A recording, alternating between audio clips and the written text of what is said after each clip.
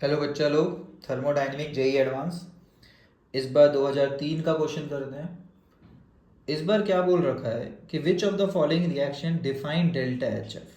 तो देखिए, थर्मोकेमिस्ट्री का क्वेश्चन हो गया लॉजिकली अगर देखा जाए तो। और आपको पूरी तरह से पता होना चाहिए फॉर्मेशन मतलब क्या होता है। तो कुछ बातें ध्यान रखने वाली है कि कोई कंपाउंड फॉर्म होना चाहिए, और वो कंपाउंड पहला बात कितना फॉर्म होना चाहिए। 2 मोल 3 मोल नहीं चलेगा, क्योंकि 1 मोल में अगर 100 जूल लगता है तो 2 मोल में 200 जूल आंसर आएगा। तो फिर फॉर्मेशन एनर्जी तो अलग अलग आ गया सबका। तो ऐसा नहीं हो सकता। फॉर्मेशन एनर्जी एक स्टैंडर्ड डेटा है, तो स्टैंडर्ड डिफाइन करना पड़ेगा कि भाई प्रोडक्ट में 1 मोल मिलेगा। सेकेंड बात, किन लोगों से फॉर्म होना चाहिए, है ना। पानी अगर एसिड बेस रिएक्शन से फॉर्म होता है तो एसिड बेस रिएक्शन कौन सा है, H C L plus N A O H. अगर H C L plus N A O H से पानी फॉर्म होगा, सॉल्ट प्लस वाटर, तो ऐसा नहीं लग रहा है इस रिएक्शन का तो अलग ही आएगा हीट इंथैल्पी। और वैसे ही अगर H two plus O two से हुआ तो ये अलग आएगा। ठीक है, ऑब्वियसली बैलेंस करना पड़ेगा।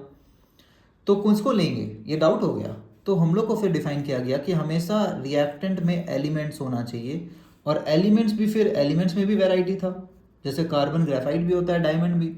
तो बोला एलिमेंटल फॉर्म भी किस में होना चाहिए, स्टैंडर्ड स्टेट में। फिर डिफाइन किया गया स्टैंडर्ड स्टेट क्या मानेंगे। तो जैसे कार्बन का स्टैंडर्ड स्टेट क्या मानते हैं, ग्रेफाइट मानते हैं और सॉलिड मानते हैं। हाइड्रोजन कैसा होता है स्टैंडर्ड स्टेट, मतलब दुनिया में कैसा मिलता है, एच टू गैस की तरह मिलता है, ओ टू जो है गैस की तरह मिलता है। तो इसमें कोई सॉलिड लिक्विड लिख दिया तो हम लोग को डाउट हो जाना चाहिए कि भैया इसका एनर्जी फिर फॉर्मेशन एनर्जी नहीं कहलाएगा। तो देखिए एक एक करके किस में क्या प्रॉब्लम अपने को दिख रहा है। Which of the following reaction defines delta H F.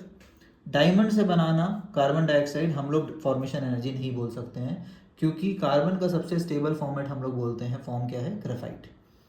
Next, hydrogen gas plus fluorine gas H F. H F का कितना मॉलिक्यूल, एक मॉलिक्यूल। यहाँ पे देखिए प्रोडक्ट में 2 मॉलिक्यूल, 2 मॉलिक्यूल बनाने को फॉर्मेशन नहीं बोलते हैं।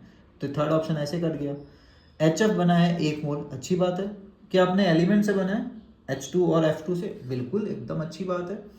उसमें भी क्या वो स्टैंडर्ड स्टेट में गैसियस गैसियस, बिल्कुल। तो ये लग रहा है कि प्रोबेबल आंसर हो सकता है। डी में क्या गड़बड़ी है देखते हैं। CO2 बना रहे हैं, लेकिन CO2 बनाना अलाउड किससे है, सिर्फ उसके एलिमेंट से। क्या यहाँ एलिमेंट दिख रहा है, नहीं। वन ऑफ द रिएक्टेंट यहाँ पे कंपाउंड है carbon monoxide.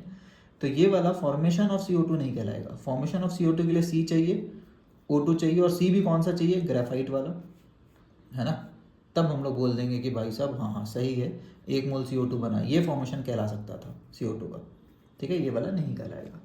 I hope it's clear. तो क्वेश्चन बना बना के अपन काफ़ी कुछ सीख जाते हैं। कभी कभार जब थ्योरी पढ़ करके याद नहीं रह जाए या क्लियर नहीं हो, तो क्वेश्चन बार बार बनाइए तो आपको क्लियर रहेगा कि अच्छा फॉर्मेशन तो इसी को बोलते थे। ठीक है, चलिए बाय एवरीबॉडी।